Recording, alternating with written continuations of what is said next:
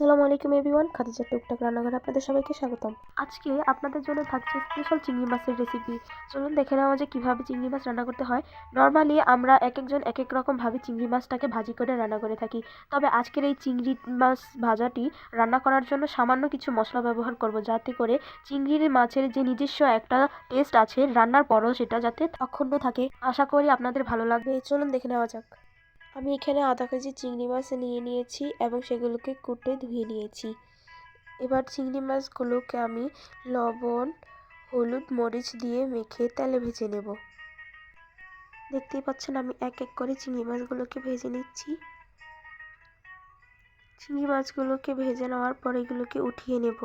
চুলার আঁচ মিডিয়ামে দিয়ে হালকা করে চিংড়ি মাছগুলোকে ভেজে নেব। এবার আমি নিয়ে নিয়েছি পেঁয়াজ কুচি, টমেটো কুচি, মরিচ কুচি ও ধনেপাতা কুচি। এক এক করে আমি সবগুলো দিয়েই চিংড়ি মাছ রান্না করব।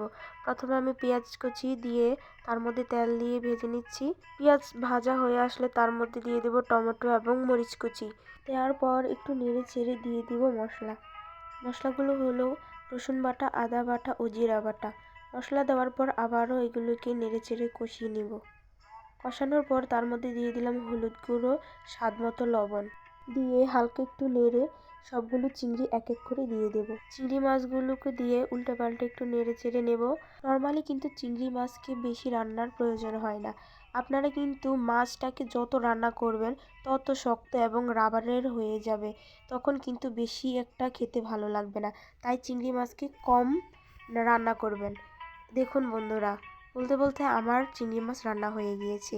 কেমন লাগলো আমাকে কমেন্ট করে জানাবেন। আশা করি অবশ্যই আপনাদের ভালো লাগবে এবং আমার পাশে থাকবেন, যে যেখানে থাকবেন ভালো থাকবেন। আল্লাহ হাফেজ।